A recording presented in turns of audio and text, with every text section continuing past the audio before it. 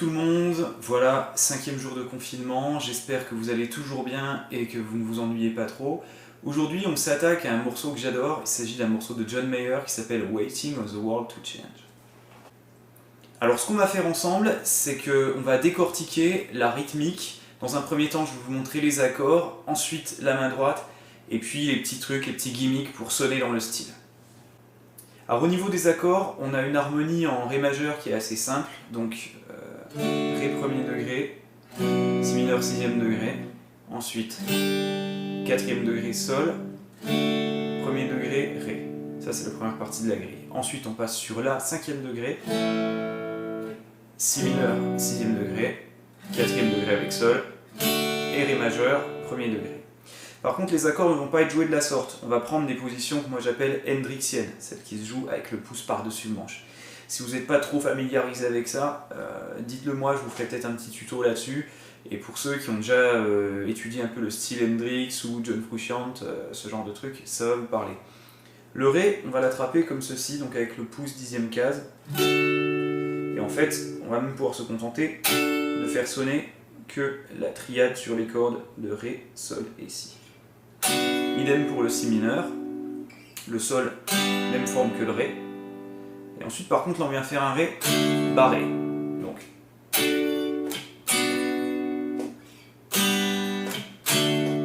Une fois qu'on a fait ça, on va avoir le La majeur qu'on va prendre, même forme que le Sol et le Ré. Donc, je ne sais pas trop si vous voyez bien à l'écran, mais au pire je vous ferai un diagramme d'accord si vraiment ça coince. Une fois qu'on a fait ça, voilà, on vient faire une triade de Si mineur, pareil, toujours sur 3 cordes, et ensuite Sol et Ré, Ré barré. Bien, maintenant on s'attaque à la rythmique. Alors je vais vous montrer les détails les plus importants, mais je vous conseille quand même de bien déchiffrer à la partition, parce que malheureusement, si je vous montre tout, la vidéo va durer environ 45 minutes et je pourrai jamais l'uploader. On commence par le Ré, et on se dirige vers le Si mineur. On marque bien toutes les doubles croches à la main droite, même celles qui ne sont pas jouées. C'est des doubles croches shuffle, donc on ne les joue pas 1, 2, 3, 4, 1, 2, 3, 4, 1, 2, avec des doubles croches tout égales. Ce qu'on fait, c'est qu'on retarde les doubles croches numéro 2 et 4 légèrement pour obtenir l'effet de shuffle. Donc ça correspond au bout qui remonte. 1, 2, 3, 4, 1, 2, 3, 4, 1, 2, 3, 4, 1. Là je caricature un peu. Attention à pas trop caricaturer justement dans le morceau, sinon on se retrouve avec quelque chose qui sonne un petit peu sautillant façon hip-hop, et c'est pas vraiment ce qu'on cherche à obtenir. Donc je repars sur la rythmique. Voilà, vous avez un premier gimmick avec deux notes qui sont prises, la case 7 et la case 9 en fait sur la corde de Ré. Et vous voyez, je les prends à l'intérieur de l'accord. Essayez de rester un maximum relâché au niveau du bras, sinon dès que vous allez coincer, vous allez vous mettre à groover comme une biscotte et c'est pas vraiment les faire chercher.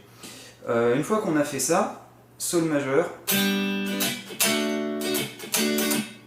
Voilà. Alors là, ce qui se passe, c'est qu'en fait, en réalité, dans la rythmique, on va venir jouer un gimmick. Donc ça, c'est le genre de truc typique Hendrix qui utilise en fait sur le renversement du Sol majeur, renversé par la tierce. Donc ça, pour ceux qui connaissent l'harmonie, ça va leur parler.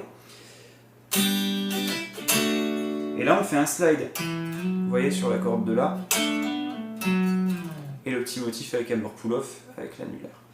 On essaie de faire sonner plusieurs cordes à la fois, c'est vraiment ce qui va faire que ça va sonner un peu typé Hendrix.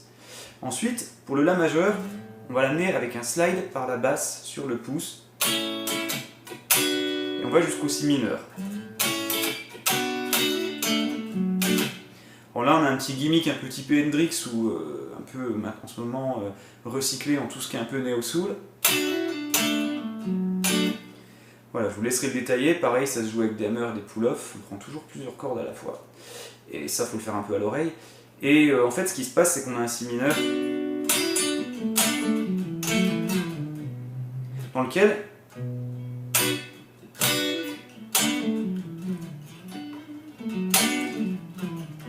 vous voyez, on peut rajouter la gamme pentatonique en fait. Le Si mineur est là. Et vous rajoutez les notes de la penta à l'intérieur. On entend beaucoup ce genre de motif en ce moment. Une fois qu'on a fait ça, on vient en Sol.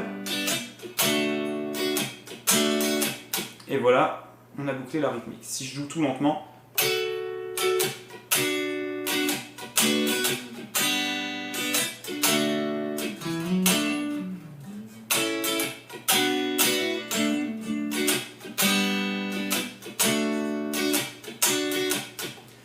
Après, à vous d'amener des petites variations, de vous inspirer de ce que j'ai montré pour créer vos propres variations.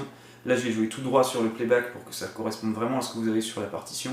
Si je joue ça un peu live, je m'amuserai toujours à pas faire toujours la même rythmique parce qu'on perd vraiment le côté vivant, sinon qui serait essentiel dans ce genre de musique. Voilà, fin du challenge pour aujourd'hui. J'espère comme d'habitude que ça vous a plu et que ça vous motive. Moi en tout cas, ça me challenge de vous filmer des choses un peu différentes comme ça tous les jours. Pour ceux qui souhaitent la tablature, ça se passe en MP pour ceux qui veulent la tablature au format PDF ou Guitar Pro, sinon je la laisse en image dans le fil de commentaires en dessous de la publication. Voilà, n'hésitez pas à m'envoyer les vidéos de vos prestations, moi je les republierai dans les commentaires, ça permet voilà, de communiquer un peu entre musiciens, et c'est toujours bien dans une période où on est tous enfermés chez nous. Moi je vous dis à demain pour un nouveau challenge. Salut!